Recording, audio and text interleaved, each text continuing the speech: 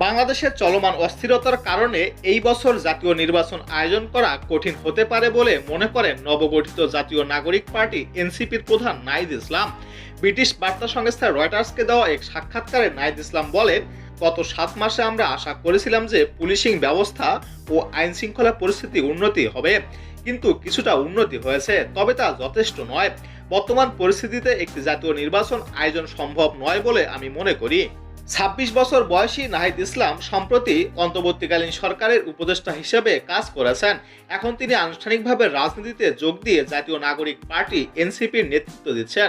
সাবেক এই উপদেষ্টা বলেন, আমরা যে কোনো সময় নির্বাচনের জন্য প্রস্তুত, তবে বর্তমান আইন শৃঙ্খলা ও পুলিশিং ব্যবস্থার অধীনে জাতীয় নির্বাচন আয়োজন করা সম্ভব নয়। নির্বাচনের আগে একটি স্থিতিশীল পরিবেশ নিশ্চিত করাই এখন প্রধান চ্যালেঞ্জ। নাহিদ ইসলামের নেতৃত্বাধীন যুব ভিত্তিক এনসিপি বাংলাদেশে দুই পুরনো প্রধান রাজনৈতিক দল আওয়ামী লীগ ও বিএনপির রাজনৈতিক ভারসাম্য বদলে দিতে পারে বলে বিশ্লেষকরা মনে করছেন।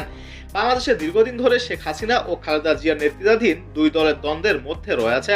উভয় দলই যত দ্রুত সম্ভব নির্বাচন দাবি করেছে, যেন গণতান্ত্রিক সরকার পুনরায় ক্ষমতায় আসে।